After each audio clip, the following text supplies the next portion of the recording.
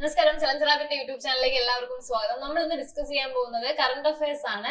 വരാനിരിക്കുന്ന secretariat OA ഉൾപ്പെടുന്ന 10th പ്രിലിംസിനും LGSനും വേണ്ടിയിട്ടുള്ള പ്രതീക്ഷിക്കാവുന്ന കറണ്ട് അഫയേഴ്സ് ആണ്. അപ്പൊ നമ്മൾ ഒരു വീഡിയോ ചെയ്തിരുന്നു കറണ്ട് അഫയേഴ്സിന്റെ ഇതുപോലെ പ്രതീക്ഷിക്കാവുന്ന ചോദ്യങ്ങൾ എന്ന് പറഞ്ഞിട്ട്. അപ്പം നമ്മളൊരു 2021 തൊട്ട് 24 വരെയുള്ള കറണ്ട് അഫയേഴ്സ് ഇമ്പോർട്ടന്റ് ആയിട്ടുള്ള ചോദിക്കാൻ ചാൻസ് ഉള്ള കുറച്ച് കറണ്ട് അഫയേഴ്സ് നമ്മൾ ഒരു സീരീസ് ആയിട്ട് കവർ ചെയ്ത് പോവുകയാണ്. അപ്പൊ നമ്മൾ ഒരു വീഡിയോ ചെയ്തത് അടുത്ത വീഡിയോ ആണ്. അപ്പൊ നിങ്ങൾ ഒരു പഠിക്കുമ്പോൾ 2022 അല്ലെങ്കിൽ 21 തൊട്ട് പഠിച്ചാൽ കുറച്ച് സേഫ് ആയിരിക്കും. 22, 23, 24 പഠിക്കണം. അപ്പം നിങ്ങൾ സിലബസ് കണ്ടിട്ടുണ്ടാവും, നിങ്ങൾക്ക് കറണ്ട് അഫയേഴ്സിന്റെ ഒരു പ്രാധാന്യം മനസ്സിലായി കാണും. അപ്പൊ അതുകൊണ്ടാണ് നമ്മൾ കറണ്ട് അഫയേഴ്സ് കൂടുതൽ ഇമ്പോർട്ടൻസ് കൊടുത്ത് പഠിക്കുന്നത്. അപ്പൊ ഈ ചാനൽ ആരെങ്കിലും സബ്സ്ക്രൈബ് ചെയ്യാനുണ്ടെങ്കിൽ ഒന്ന് ചെയ്തേക്കുക. അപ്പൊ നമുക്ക് അടുത്തടുത്ത വീഡിയോകൾ വരുമ്പോൾ നോട്ടിഫിക്കേഷൻ വരും. അപ്പൊ നമുക്ക് ക്ലാസ്സിലേക്ക് പോവാം.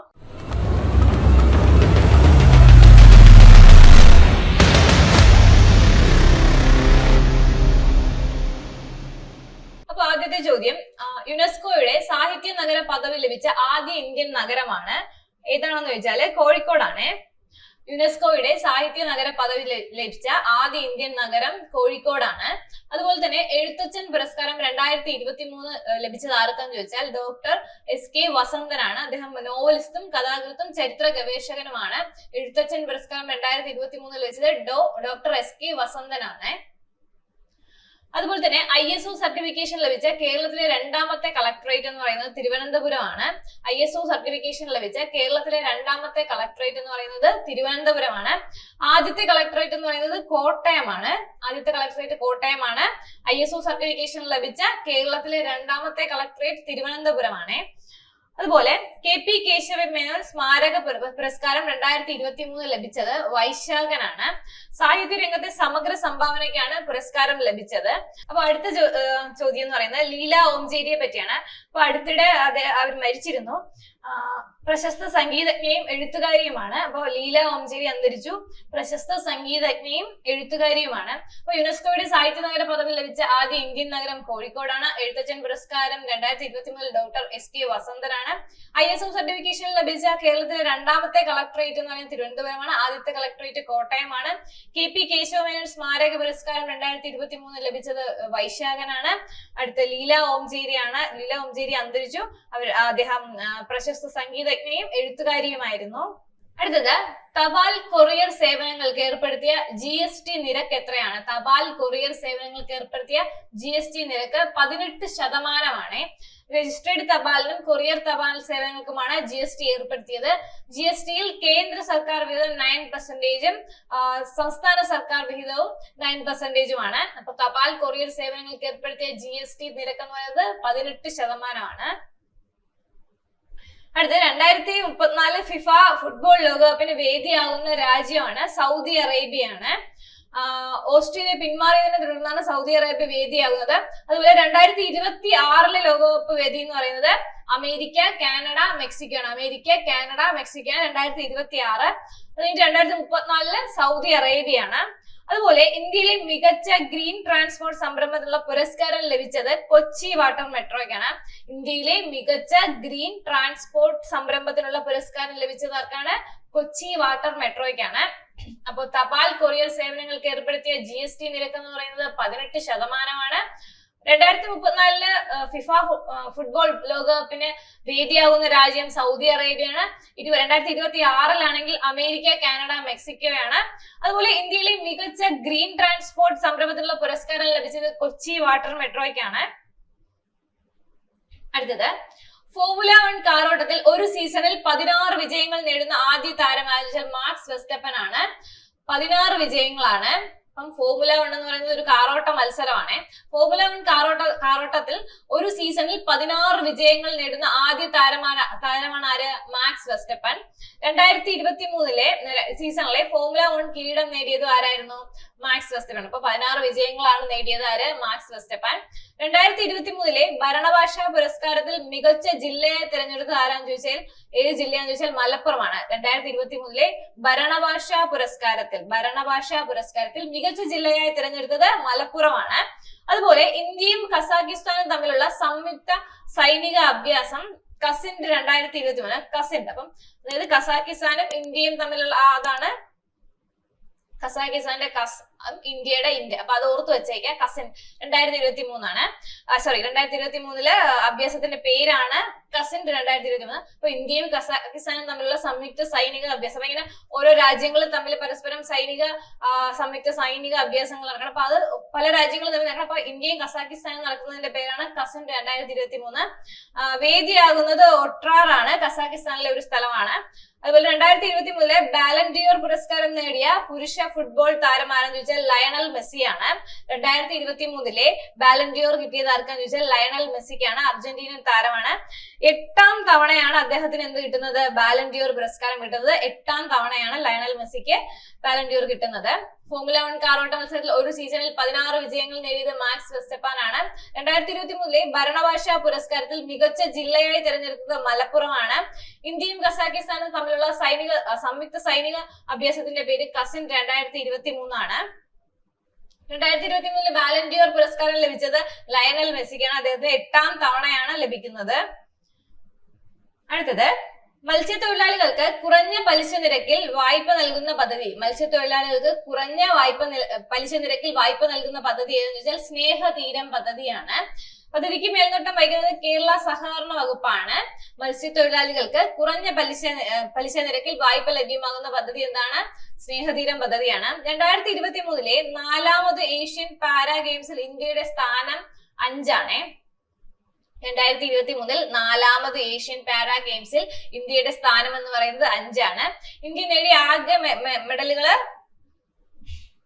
111 ആണ്. 29 സ്വർണം, 31 വെള്ളി, 51 വെങ്കലമാണ്. പാരാ ഗെയിംസിന്റെ കാര്യമാണ്. 2023 4ാമത് ഏഷ്യൻ പാരാ ഗെയിംസിൽ ഇന്ത്യയുടെ സ്ഥാനം 5 ആയിരുന്നു. ഇന്ത്യ നേടിയ ആകെ മെഡലുകൾ 111 ആണ്. 29 സ്വർണം, 30 വെള്ളി, 51 വെങ്കലം. അതുപോലെ അടുത്തത് OBC വിഭാഗത്തിലെ കുട്ടികൾക്കായി കേരള സർക്കാർ ആരംഭിച്ച സ്കോളർഷിപ്പ് ആണ് കെടാവിളക്ക് സ്കോളർഷിപ്പ്. OBC വിഭാഗത്തിൽപ്പെട്ട കുട്ടികൾക്കായി കേരള സർക്കാർ ആരംഭിച്ച സ്കോളർഷിപ്പ് ആണ് കെടാവിളക്ക് സ്കോളർഷിപ്പ്. അടുത്തത് കേരളത്തിൽ ആദ്യമായി നിർമ്മിത ബുദ്ധി അല്ലെങ്കിൽ AI ഉപയോഗിച്ച് ജന്തു സർവേ നടത്തിയ ഫോറസ്റ്റ് ഡിവിഷൻ ഏതെന്ന് ചോദിച്ചാൽ മാങ്കുളമാണ്, ഇടുക്കി. അപ്പോ കേരളത്തിൽ ആദ്യമായിട്ട് AI ഉപയോഗിച്ച് ജന്തു സർവേ നടത്തിയ ഫോറസ്റ്റ് ഡിവിഷൻ ഏതെന്ന് ചോദിച്ചാല് ഇടുക്കിയിലുള്ള മാങ്കുളമാണ്. ചിത്രശലഭങ്ങളുടെ വർഗീകരണമാണ് ഈ AI ഉപയോഗിച്ച് നടത്തിയ സർവേ. അപ്പൊ മത്സ്യത്തൊഴിലാളികൾക്ക് കുറഞ്ഞ പലിശ നിരക്കിൽ വായ്പ ലഭ്യമാക്കുന്ന പദ്ധതി എന്ന് ചോദിച്ചാൽ സ്നേഹതീരം പദ്ധതിയാണ്. 2023 4ാമത് ഏഷ്യൻ പാരാ ഗെയിംസിൽ ഇന്ത്യയുടെ സ്ഥാനം 5 ആണ്. മൊത്തം മെഡലുകളുടെ എണ്ണം 111 ആണ്. 29 സ്വർണം, 31 വെള്ളി, 51 വെങ്കലം. അതുപോലെ OBC വിഭാഗത്തിലെ കുട്ടികൾക്കായി കേരള സർക്കാർ ആരംഭിച്ച സ്കോളർഷിപ്പ് ആണ് എന്ത്? കെടാവിളക്ക് സ്കോളർഷിപ്പ്. അതുപോലെ കേരളത്തിൽ ആദ്യമായി AI ഉപയോഗിച്ച് ജന്തു സർവേ നടത്തിയ ഫോറസ്റ്റ് ഡിവിഷൻ ഏതെന്ന് ചോദിച്ചാൽ മാങ്കുളമാണ്, ഇടുക്കി. അപ്പൊ ഇത്രയും മനസ്സിലായെന്ന് വിചാരിക്കുന്നു. അടുത്തത് ഐക്യരാഷ്ട്രസഭയുടെ മികച്ച ടൂറിസം വില്ലേജിനുള്ള പുരസ്കാരം നേടിയ ഇന്ത്യൻ ഗ്രാമം. ഐക്യരാഷ്ട്രസഭയുടെയാണ്, അതായത് UN-ന്റെ മികച്ച ടൂറിസം വില്ലേജിനുള്ള പുരസ്കാരം നേടിയ ഇന്ത്യൻ ഗ്രാമമാണ് ചോദിക്കുന്നത്. ഡോർഡോ വില്ലേജ് ആണ്. കച്ച് ഗുജറാത്തിലെ ഡോർഡോ വില്ലേജ് ആണ്. അതുപോലെ ബീംസ്റ്റെക് അംഗരാജ്യങ്ങളുടെ സെക്രട്ടറി ജനറലായി നിയമിതനായ വ്യക്തി ഇന്ദ്രാമണി പാണ്ഡെയാണ്. ബീംസ്റ്റെക് അംഗരാജ്യങ്ങളുടെ സെക്രട്ടറി ജനറലായി നിയമിതനായ വ്യക്തി ഇന്ദ്രാമണി പാണ്ഡെയാണ്. ബീംസ്റ്റെക് എന്ന് പറഞ്ഞാൽ bay of Bengal initiative for multi sectoral technical and economic cooperation. ബീംസ്റ്റെക്കിന്റെ ഫുൾ ഫോം ആണിത്. Bay of Bengal initiative for multi sectoral technical and economic cooperation എന്നാണ് ബീംസ്റ്റെക്കിന്റെ ഫുൾ ഫോം. അത് ആ അംഗരാജ്യങ്ങളുടെ സെക്രട്ടറി ജനറലായി നിയമിതനായ വ്യക്തി ആരെന്ന് വെച്ചാൽ ഇന്ദ്രാമണി പാണ്ഡെയാണ്. സൈബർ തട്ടിപ്പുകൾ കണ്ടെത്താൻ CBI നടത്തിയ റെയ്ഡ്. സൈബർ തട്ടിപ്പുകൾ കണ്ടെത്താനായി CBI നടത്തിയ റെയ്ഡ് ഏതാണെന്ന് വെച്ചാൽ ഓപ്പറേഷൻ ചക്ര 2 ആണ്. അടുത്തിടെ 135ാം വാർഷികം ആഘോഷിച്ച കേരളത്തിലെ റിസർവ് വനം ഏതെന്ന് ചോദിച്ചാൽ കോന്നി റിസർവ് വനമാണ്. അടുത്തിടെ 135ാം വാർഷികം ആഘോഷിച്ച കേരളത്തിലെ റിസർവ് വനം ഏതെന്ന് ചോദിച്ചാൽ കോന്നി റിസർവ് വനമാണ്. കോന്നി റിസർവ് വനത്തിനെ കുറിച്ച് പറയുകയാണെങ്കിൽ എന്താണ് നമുക്ക് അറിയാം. കേരളത്തിലെ ആദ്യത്തെ റിസർവ് വനമാണ്. എവിടെ സ്ഥിതി ചെയ്യുന്നു എന്ന് ചോദിച്ചാൽ പത്തനംതിട്ട ജില്ലയിൽ സ്ഥിതി ചെയ്യുന്നു. സ്ഥാപിതമായത് 1888 ഒക്ടോബർ 9 ആണ്. യുനെസ്കോയുടെ ലോക പൈതൃക പട്ടികയിൽ ഉൾപ്പെട്ട വർഷം എന്ന് പറയുന്നത് 2012 ആണ്. അപ്പോ ഐക്യരാഷ്ട്രസഭയുടെ മികച്ച ടൂറിസം വില്ലേജിനുള്ള പുരസ്കാരം നേടിയത് ദോർദോ വില്ലേജ് കച്ച് ഗുജറാത്ത് ആണ്. ബിംസ്റ്റെക് അംഗരാജ്യങ്ങളുടെ സെക്രട്ടറി ജനറലായി നിയമിതനായത് ഇന്ദ്രാമണി പാണ്ഡെയാണ്. അതുപോലെ സൈബർ തട്ടിപ്പുകൾ കണ്ടെത്താൻ CBI നടത്തിയ റെയ്ഡ് ഓപ്പറേഷൻ ചക്ര 2. അപ്പോൾ 135ാം വാർഷികം ആഘോഷിച്ച കേരളത്തിലെ റിസർവ് വനം കോന്നി റിസർവ് വനമാണ്. കേരളത്തിലെ ആദ്യത്തെ റിസർവ് വനമാണ്. പത്തനംതിട്ട ജില്ലയിൽ സ്ഥിതി ചെയ്യുന്നു. 1888 ഒക്ടോബർ 9-നാണ് സ്ഥാപിതമായത്. യുനെസ്കോയുടെ ലോക പൈതൃക പട്ടികയിൽ ഇടം നേടിയത് 2012-ആണ്. 2023 ദേശീയ ഗെയിംസിന്റെ വേദി എന്ന് പറയുന്നത് ഗോവയാണ്. 2023 ദേശീയ ഗെയിംസിന്റെ വേദി ഗോവയാണ്. 37ാമത് ദേശീയ ഗെയിംസ് ആണ് 2023 നടന്നത്. അതുപോലെ അടുത്തത് കേരള സർക്കാർ സേവനങ്ങൾ പൊതുജനങ്ങൾക്ക് ലഭ്യമാക്കാനുള്ള മൊബൈൽ ആപ്പ് ആണ് K-സ്മാർട്ട് ആപ്പ്. അതായത് കേരള സർക്കാർ സേവനങ്ങൾ എല്ലാ ഓഫീസുകളുടെയൊക്കെ സേവനങ്ങള് നമുക്ക് പൊതുജനങ്ങൾക്ക് ആപ്പിൽ കിട്ടാൻ വേണ്ടിയിട്ടുള്ള ഒരു ആപ്പാണ് K-സ്മാർട്ട് ആപ്പ് എന്ന് പറയുന്നത്.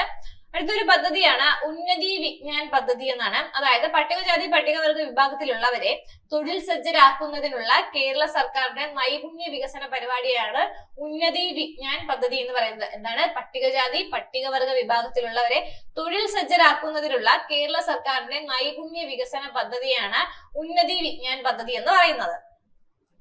അടുത്തത് കേരള ഭാഷാ ഇൻസ്റ്റിറ്റ്യൂട്ടിന്റെ പുതിയ ആസ്ഥാനം. കേരള ഭാഷാ ഇൻസ്റ്റിറ്റ്യൂട്ടിന്റെ പുതിയ ആസ്ഥാനം NV കൃഷ്ണവാര്യർ സ്മാരക മന്ദിരം, തിരുവനന്തപുരത്താണ് സ്ഥിതി ചെയ്യുന്നത്. NV കൃഷ്ണവാര്യർ സ്മാരക മന്ദിരമാണ്. അപ്പോൾ 2023 ദേശീയ ഗെയിംസിന്റെ വേദി ഗോവയാണ്. കേരള സർക്കാർ സേവനങ്ങൾ പൊതുജനങ്ങൾക്ക് ആപ്പിലൂടെ ലഭ്യമാകുന്നതിനുള്ള ആപ്പ് എന്താണ്? K-സ്മാർട്ട് ആപ്പാണ്. ഉന്നതി വിജ്ഞാൻ പദ്ധതി എന്ന് പറഞ്ഞാൽ പട്ടികവർഗ പട്ടികജാതി വിഭാഗത്തിലുള്ളവരെ തൊഴിൽ സജ്ജരാക്കുന്നതിന് വേണ്ടിയുള്ള കേരള സർക്കാരിന്റെ നൈപുണ്യ വികസന പദ്ധതിയാണ് ഉന്നതി വിജ്ഞാൻ പദ്ധതി. അതുപോലെ കേരള ഭാഷാ ഇൻസ്റ്റിറ്റ്യൂട്ടിന്റെ പുതിയ ആസ്ഥാനം എവിടെയാണെന്ന് ചോദിച്ചാൽ NV കൃഷ്ണവാര്യർ സ്മാരക മന്ദിരം എവിടെയാണ് സ്ഥിതി ചെയ്യുന്നത്? തിരുവനന്തപുരത്താണ്. അടുത്തത് വിഴിഞ്ഞം തുറമുഖത്തിന്റെ മാനേജിംഗ് ഡയറക്ടറായി ചുമതലയേറ്റത് ഡോക്ടർ ദിവ്യ S അയ്യർ ആണ്. വിഴിഞ്ഞം തുറമുഖത്തിന്റെ മാനേജിംഗ് ഡയറക്ടറായി ചുമതലയേറ്റത് ഡോക്ടർ ദിവ്യ S അയ്യർ ആണ്. വിഴിഞ്ഞം തുറമുഖ കമ്പനിയുടെ CEO എന്ന് പറഞ്ഞാൽ രാജേഷ് ചായ ആണ്. അപ്പോ മാനേജിംഗ് ഡയറക്ടർ ആരാണ്? ഡോക്ടർ ദിവ്യ S അയ്യർ ആണ്. CEO ആണ് രാജേഷ് ചായ ആണ്. അടുത്തത് ലോക ഭക്ഷ്യദിനം ഒക്ടോബർ 16 ലോക ഭക്ഷ്യദിനം. അതപ്പോ 2023 പ്രമേയം ഏതെന്ന് ചോദിച്ചാൽ ജലം ജീവനാണ്, ജലമാണ് ആഹാരം, ആരെയും പിന്നിലാക്കരുത്. ഇതാണ് ലോക ഭക്ഷ്യദിനത്തിന്റെ പ്രമേയം. 2023 പ്രമേയം എന്ന് പറഞ്ഞാൽ ലോക ഭക്ഷ്യദിനം എന്ന് പറഞ്ഞാല് ഒക്ടോബർ 16. 2023 പ്രമേയം എന്ന് പറയുന്നത് ജലം ജീവനാണ്, ജലമാണ് ആഹാരം, ആരെയും പിന്നിലാക്കരുത്. അതാണ് അതിന്റെ പ്രമേയം. അതുപോലെ 2023 നിയമസഭാ പുരസ്കാരത്തിന് അർഹനായത് ആരെന്ന് ചോദിച്ചാൽ MT വാസുദേവൻ നായർ ആണ്. 2023 നിയമസഭാ പുരസ്കാരത്തിന് അർഹനായത് MT വാസുദേവൻ നായർ ആണ്. അടുത്തത് അന്താരാഷ്ട്ര വയോജന ദിനമാണ്. അന്താരാഷ്ട്ര വയോജന ദിനം ഒക്ടോബർ 1-നാണ്. 2023 പ്രമേയം fulfilling the promises of the universal declaration of human rights for older persons across generations. അതാണ് 2023 പ്രമേയം എന്ന് പറയുന്നത്. അപ്പോ വിഴിഞ്ഞം തുറമുഖത്തിന്റെ മാനേജിംഗ് ഡയറക്ടർ ആരെന്ന് ചോദിച്ചാൽ ഡോക്ടർ ദിവ്യ S അയ്യർ ആണ്. ഭക്ഷ്യദിനം എന്ന് പറയുന്നത് ഒക്ടോബർ 16-ആണ്. 2023 പ്രമേയം എന്ന് പറയുന്നത് ജലം ജീവനാണ്, ജലമാണ് ആഹാരം, ആരെയും പിന്നിലാക്കരുത്. അതുപോലെ 2023 നിയമസഭാ പുരസ്കാരത്തിന് അർഹനായത് ആരെന്ന് ചോദിച്ചാൽ MT വാസുദേവൻ നായർ ആണ്. അതുപോലെ അന്താരാഷ്ട്ര വയോജന ദിനം എന്നാണെന്ന് ചോദിച്ചാൽ ഒക്ടോബർ 1-ആണ്. 2023 പ്രമേയം എന്ന് കഴിഞ്ഞാല് fulfilling the promises of the universal declaration of human rights for older persons across the generations ആണ്. അതുപോലെ തന്നെ ദേശീയ സന്നദ്ധ രക്തദാന ദിനം എന്ന് വെച്ചാൽ ഒക്ടോബർ 1-ആണ്. അന്താരാഷ്ട്ര വയോജന ദിനം എന്നാണ് ഒക്ടോബർ 1-ആണ്. ദേശീയ സന്നദ്ധ രക്തദാന ദിനം ഒക്ടോബർ 1-ആണ്. കേരളത്തിലെ ആദ്യത്തെ ബീച്ച് എക്കോ ടൂറിസം പദ്ധതി നടപ്പിലാക്കുന്നത് എവിടെയാണെന്ന് ചോദിച്ചാൽ പുന്നപ്രയാണ്. ആലപ്പുഴ ജില്ലയിലെ പുന്നപ്രയാണ് കേരളത്തിലെ ആദ്യത്തെ ബീച്ച് എക്കോ ടൂറിസം പദ്ധതി നടപ്പിലാക്കുന്നത് പുന്നപ്രയാണ്. നിർധനരായ കിടപ്പ് രോഗികളായ ഭിന്നശേഷി കുട്ടികൾക്ക് വിദ്യാഭ്യാസത്തോടൊപ്പം രോഗപരിചരണവും ലക്ഷ്യമിട്ട് ആരംഭിച്ച പദ്ധതിയാണ് സ്പേസ് എന്ന് പറയുന്നത്. അടുത്തത് ഗുണമേന്മയ്ക്ക് ദേശീയ അംഗീകാരം ലഭിച്ച കേരളത്തിലെ കാപ്പി ഇനമാണ് അട്ടപ്പാടി കാപ്പി. ഗുണമേന്മയ്ക്ക് ദേശീയ അംഗീകാരം ലഭിച്ച കേരളത്തിലെ കാപ്പിയാണ് അട്ടപ്പാടി കാപ്പി. ലോകത്തിലെ ഏറ്റവും ഉയരം കൂടിയ റെയിൽ പാലം നിലവിൽ വന്നത് എവിടെയാണെന്ന് വെച്ചാൽ റാസി ജില്ലയിലാണ്. ജമ്മു കാശ്മീരിലെ റാസി ജില്ലയിലാണ് ലോകത്തിലെ ഏറ്റവും ഉയരം കൂടിയ റെയിൽ പാലം നിലവിൽ വന്നത്. അപ്പൊ ദേശീയ സന്നദ്ധ രക്തദാന ദിനം ഒക്ടോബർ 1 കേരളത്തിലെ ആദ്യത്തെ ബീച്ച് എക്കോ ടൂറിസം പദ്ധതി പുന്നപ്ര ആലപ്പുഴ ജില്ലയിലാണ്.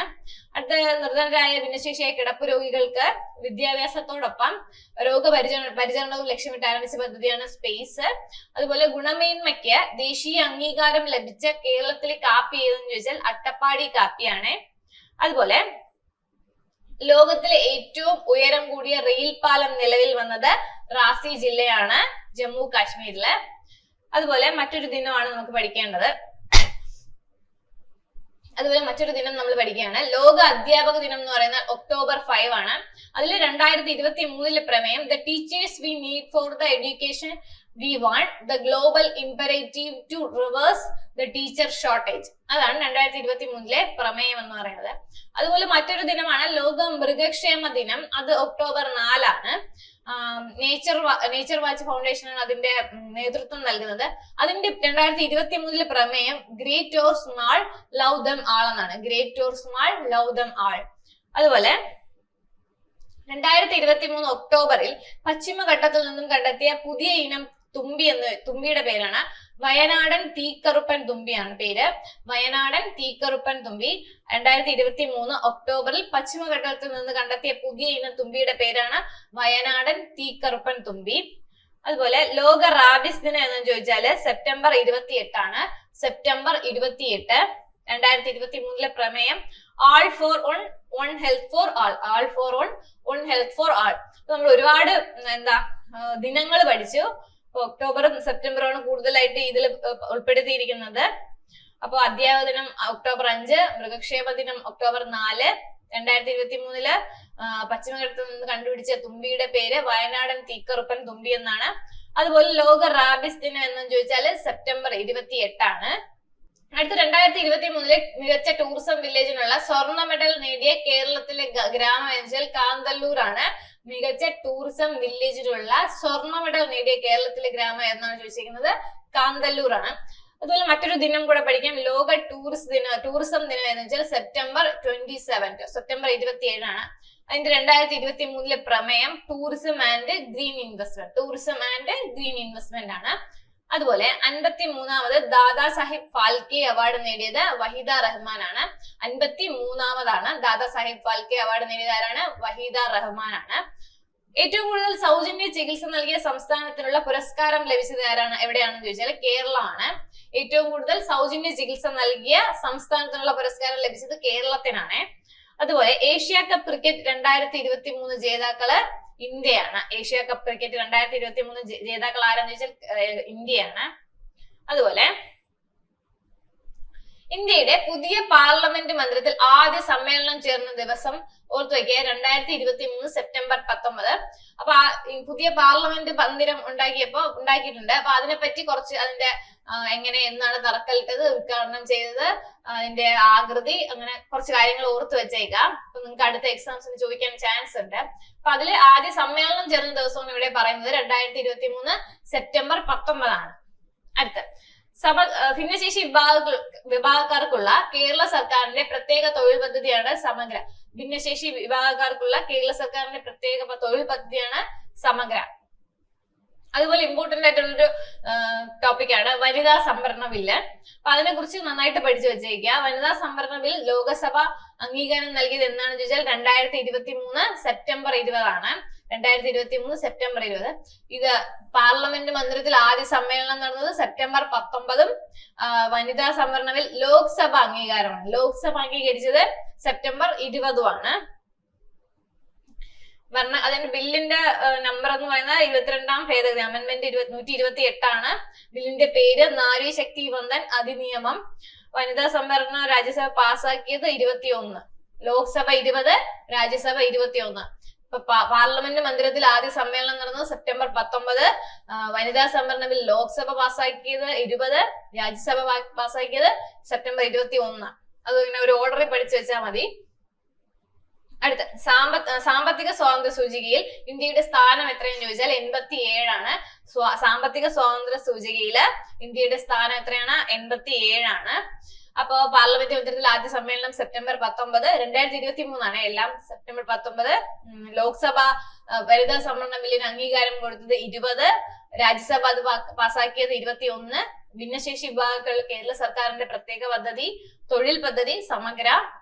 അതുപോലെ സാമ്പത്തിക സ്വാതന്ത്ര്യ സൂചികയിൽ ഇന്ത്യയുടെ സ്ഥാനം എത്രയെന്ന് ചോദിച്ചാൽ 87 അപ്പൊ ഇത് 2023 സെപ്റ്റംബർ ഒക്ടോബറിലൊക്കെ വരുന്ന കുറച്ച് പ്രതീക്ഷിക്കാവുന്ന കറണ്ട് അഫയേഴ്സ് ക്വസ്റ്റ്യൻസ് ആണത്. അപ്പൊ എല്ലാവരും നന്നായിട്ട് പഠിക്കുക. അപ്പൊ ഇതുപോലെ 2021 തൊട്ട് നമ്മൾ എല്ലാ കറണ്ട് അഫയേഴ്സും കവർ ചെയ്യുന്നതായിരിക്കും. അപ്പൊ കൃത്യമായിട്ട് പഠിച്ചു പോയാൽ നിങ്ങൾക്ക് ഇതിൽ നിന്ന് തന്നെ സ്കോർ ചെയ്യാൻ പറ്റും.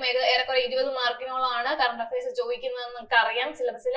അപ്പൊ സിലബസിനെ പറ്റി നിങ്ങൾക്ക് അറിയാം, എത്രത്തോളം കറണ്ട് അഫയേഴ്സ് ഇമ്പോർട്ടന്റ് ആണെന്ന് നിങ്ങൾക്ക് അറിയാം. സോ അതുകൊണ്ട് നന്നായിട്ട് കറണ്ട് അഫയേഴ്സ് പഠിച്ചിട്ട് പോവുക. Thank you.